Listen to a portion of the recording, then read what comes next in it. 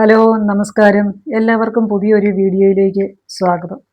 ഞാൻ കഴിഞ്ഞ ദിവസം രേണുവിനെ സപ്പോർട്ട് ചെയ്ത് ഒരു വീഡിയോ ഇട്ടിരുന്നു. അതിന് വരുന്ന കമൻറ്റുകൾ കണ്ടാൽ ഞെട്ടിപ്പോവും. എന്നെ പേഴ്സണലി പറഞ്ഞത് ഞാനിവിടെ പറയുന്നില്ല. എന്നാലും ഇപ്പോഴും രോഗവുമായി മല്ലിട്ടുകൊണ്ടിരിക്കുന്ന ആ സാധു സ്ത്രീയെ വളരെ മോശം രീതിയിൽ വർണ്ണിച്ച ഒരു കമൻറ്റ് ഞാൻ വായിക്കാം. അതിനു മുമ്പ് ഒരു കാര്യം ചോദിച്ചോട്ടെ, എന്താണ് രേണു സമൂഹത്തോട് ചെയ്ത ദ്രോഹം?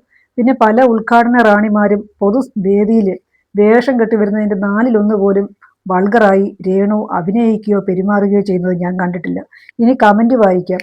പക്ഷേ കമൻറ്റ് വായിക്കുന്നതിന് മുമ്പായിട്ട് നിങ്ങളോട് ഒരു കാര്യം പറഞ്ഞോട്ടെ, ഇങ്ങനെയൊന്നും ഒരു സ്ത്രീയെക്കുറിച്ച് മോശമായി പറയരുത്.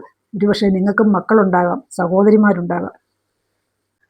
അപ്പോൾ നമ്മൾക്ക് ഇനിയും കമൻറ്റിലേക്ക് കിടക്കാം. നിങ്ങൾക്ക് ആ സ്ത്രീയെക്കുറിച്ച് എന്തറിയാം? എനിക്ക് കൂടുതലായിട്ടൊന്നും അറിയില്ല. അറിയില്ലെങ്കിൽ വായും പൂട്ടി മിണ്ടാതിരിക്കും.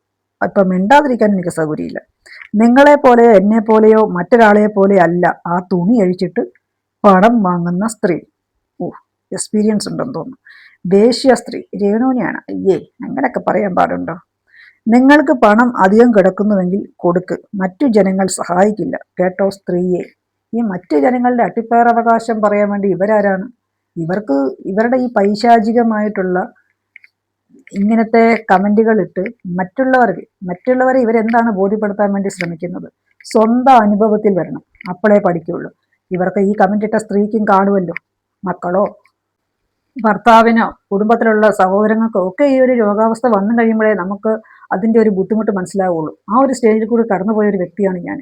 അതുകൊണ്ട് ആരും ഒരു ക്യാൻസർ രോഗി, ഒരു രോഗികളെയും ഇങ്ങനെയൊന്നും പറയരുത്. കാരണം ഇതൊക്കെ കാണുമ്പോൾ അവരുടെ ഒരു മാനസിക അവസ്ഥയുണ്ട്. നമുക്ക് ആരോഗ്യമുള്ളപ്പോഴാണെങ്കിൽ ഇതിനോടൊക്കെ പ്രതികരിക്കാൻ, ഇന്നിപ്പോൾ രേണുവിന് പ്രതികരിക്കാൻ പോലുമുള്ള ആവതില്ല. അവർ പ്രതികരിക്കാൻ പറ്റുന്ന സമയത്ത് അവർ സോഷ്യൽ മീഡിയയിൽ അവരെ പോഷിക്കുന്നവരോടെല്ലാം അവർ പ്രതികരിച്ചു നിന്നു. പക്ഷെ ഇന്ന് അവർക്ക് വാക്കുകൾക്കോ അവരുടെ ശരീരത്തിനോ ശക്തിയില്ല. ഇന്ന് രേണുവിനെ സംബന്ധിച്ചിടത്തോളം രേണു ഇപ്പോഴും ICUവിലാണ്.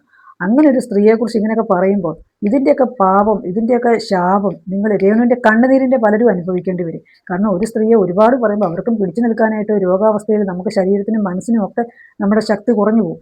ആ ഒരു സമയത്ത് അവരുടെ ശാപം മേടിച്ചു കെട്ടരുത്. കഴിഞ്ഞ 2-3 വർഷക്കാലം രേണുവിനെ കണ്ടന്റാക്കിക്കൊണ്ട് രേണു ഉണ്ടാക്കിയതിനേക്കാൾ കൂടുതൽ നേട്ടങ്ങൾ രേണു വഴി ഉണ്ടാക്കിയ കുറേ ആളുകൾ സോഷ്യൽ മീഡിയയിലിട്ട് രേണുവിനെ വലിച്ചു കീറുകയും ആക്രമിക്കുകയും ചെയ്തപ്പോൾ പ്രതികരിക്കാതിരുന്ന ആളുകൾ ഇന്ന് സമൂഹത്തിൽ ഇച്ചിരി ഹൈപ്പിലുള്ള ആൾക്കാർക്ക് വേണ്ടിയിട്ട് സംസാരിക്കുന്നത് കണ്ടപ്പോൾ പുച്ഛം തോന്നി. കാരണം രേണു ഒരു സ്ത്രീയാണ്, അവരും ഒരു സ്ത്രീയാണ്. അവർക്ക് വേണ്ടി സംസാരിച്ചതിന് ഞാനൊന്നും പറയുന്നില്ല.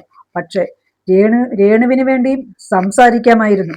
കാരണം രേണുവിനെ ഒരു സ്ത്രീ എന്ന പരിഗണന പോലും കൊടുക്കാതെ അത്രമാത്രം അപമാനിച്ചു. ഒരു രോഗാവസ്ഥയിൽ അവരുടെ രോഗം കള്ളത്തരമാണ്, അവർ മരുന്നിൻ്റെ ബില്ല് പോലും അവർക്ക് സോഷ്യൽ മീഡിയയുടെ മുമ്പിൽ കൊണ്ടുവന്ന് തെളിയിക്കേണ്ട ഒരു അവസ്ഥ ഒരു രോഗിക്ക്, ഒരു ക്യാൻസർ രോഗി, ഒരു 4th സ്റ്റേജിൽ കൂടി പോകുന്ന ഒരു ക്യാൻസർ രോഗിയുടെ അവസ്ഥ.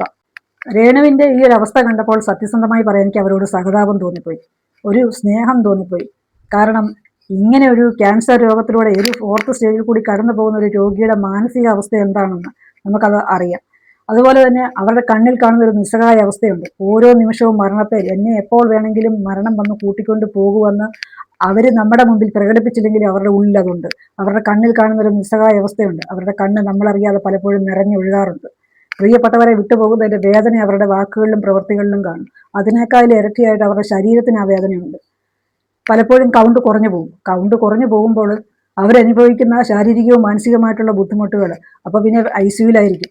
കൗണ്ട് കുറഞ്ഞിരിക്കുന്ന സമയത്ത് ഒരു പനി വന്നാൽ മതി, അവർ ഈ ലോകത്തുനിന്ന് തന്നെ ചിലപ്പോൾ പോകാൻ സാധ്യതയുണ്ട്.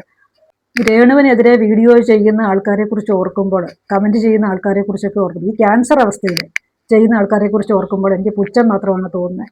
എൻ്റെ മനസാക്ഷിയുടെ ഒരു കോണിൽ ഞാൻ ആലോചിക്കാറുണ്ട്, ദൈവം വലിയവനാണെന്നാണ് പറയുന്നത്. എത്രയോ നല്ല ആളുകൾ, എത്രയോ പാവങ്ങൾ ഈ ക്യാൻസർ രോഗമായിട്ട് കീമോ ഫണ്ട് വഴിയൊക്കെ ബുദ്ധിമുട്ടുന്നു.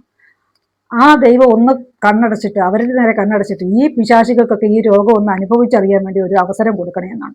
രേണുവിനെ ഉപയോഗിച്ച് സമ്പാദിച്ചതിൻ്റെ 1/4 ഒന്ന് ഇവരൊന്നും ചിലവാക്കട്ടെ. കാരണം അപ്പോഴേ അവർക്ക് അറിയത്തുള്ളൂ ഒരു ക്യാൻസർ രോഗിയുടെ ബുദ്ധിമുട്ട് എന്താണെന്നുള്ളത്. വീണ്ടും അടുത്ത വീഡിയോ ആയിട്ട് വീണ്ടും വരാം. വീഡിയോ ഇഷ്ടപ്പെട്ടെങ്കിൽ ലൈക്ക് ചെയ്യുക, കമൻറ്റ് ചെയ്യുക, സബ്സ്ക്രൈബ് ചെയ്യുക. എല്ലാവർക്കും നന്ദി, നമസ്കാരം.